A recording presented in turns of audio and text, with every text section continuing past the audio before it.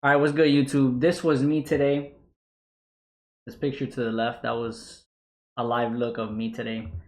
And the reason why I say that is because, and I don't want to say the word for monetization purposes, but let's just say I should have taken a trade and I didn't, so if you catch my drift. But let's get into today's breakdown of basically what went on with NQ today. Now, I had projections that I sent out via the Telegram chats of the community today. So I did have this scoped out if you guys were also on the market outlook, basically looking to take price up to these fair value gaps that we left from that big drop off on Thursday. So that was kind of like the overall bias and plan for today. Now let's take a look at the model in real time once we had about 10 a.m. roll around. So 10 a.m. open price, we saw started about right over here. And typically, we pull up all the confirmations.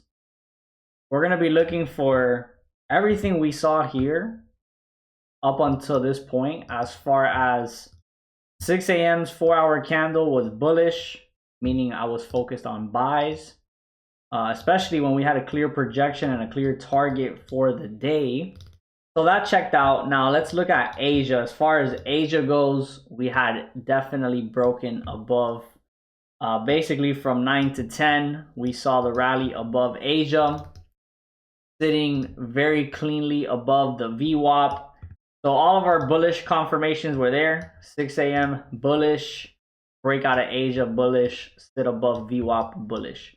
At that point, we're really just looking for PO3. As we've seen on all the other recaps, we have the same exact approach every single time. Now, as you can tell, we had that rally at 10, price dips down, and this is where we really start to look for entries to go bullish. Now, typically, what I look for is for price to dip much more significantly below 10 a.m. price with a shift of structure, which would give me the confirmations for entries like we saw on Friday, for example, which was very, very clean.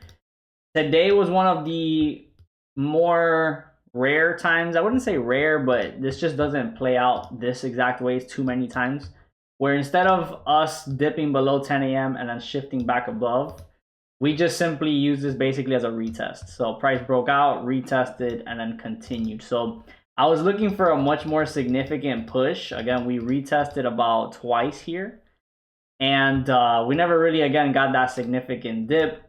On the higher time frames, like the 30-minute, I did see that we had this fair value gap, and that was kind of my plan here, was to hopefully see price dip into this fair value gap, which would be, a good amount below 10 a.m. open price for us to then shift back above, and everything would be green light for me to pull trigger on those setups. Now, again, just kind of looking back at the 1 minute, price sat around 10 a.m. twice, and literally from there, we had price just kind of move on. Now, ideal entries are obviously these scenarios where we have 10 a.m. open price rally, come back down, and then shift back above. We execute here.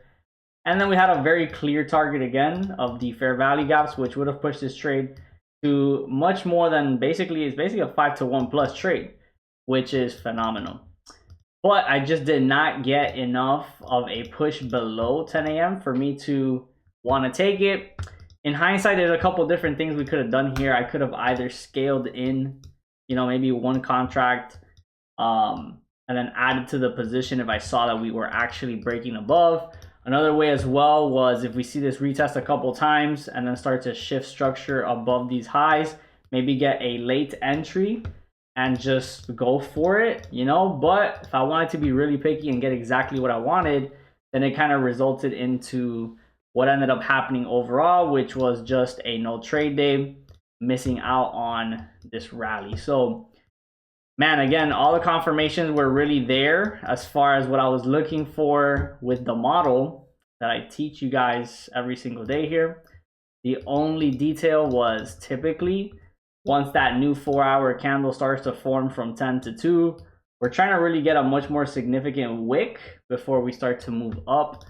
we had a lot of momentum today where basically we didn't quite get that. We just basically got a very small wick, more like a retest of that price, and then we just skyrocketed. So that's really it. Nothing much to do there. Either you take a late entry or just trust the retest instead of waiting for it to come back down. But all in all, if we watch every single recap and we kind of backtest on price, these scenarios of retest plays do not tend to happen very often. More times than not, we're going to get a much more significant dip below and then a correction if we're going to have a good day where we get something like this. So because we didn't get that significant push, I ended up sitting out and missing out on this move. So tomorrow we'll see what type of opportunities we can find, but in general, I do expect us to go bearish for the day. So tomorrow, depending on how Asia finishes and how London sets up, that will be the game plan, just because we're tapping into this higher time frame fair value gap that we left behind from that Thursday drop. We look at retracement levels as well from basically the high of Thursday to the low from, I believe, Friday down here, and we pull up a fib, we will be basically trying to position ourselves somewhere around that 78 to 80% level and looking for shorts there. One important detail is we did form a flat bottom inefficiency, kind of like a new week open gap, where we had this daily candle right here form a flat bottom. So for me, that just kind of tells me that price had zero selling to start off. Usually we want to see a wick to the downside and then price pops up. We did not get any wick on today's daily candle on Monday, so I do expect us to react off of somewhere around this wick that we left off from Thursday and basically get back down to where the week opened right here. All right, so that is kind of like the main objective. I have it marked off with this orange line right here. This is the flat bottom candle from Sunday that printed. So yeah, I mean, if we can catch this sell-off, it will be very solid. This is about the 50% point of this 30-minute fair value gap. So that would kind of be like the sniper entry, I guess you could say. Obviously, I'm trying to stick to my models. So hopefully we actually sit around and not move too far away from here by the time New York session rolls around. But in general, I'm definitely bearish in this upper zone. Something that I'll also use as well is basically looking at this range in 3 parts. You have your upper third, lower third, and then your middle third of the range. So you'll see it with this fib. Again, lower third of this range, we want to focus on buys, which is why the buys from Friday were very, very solid, as we saw worked out.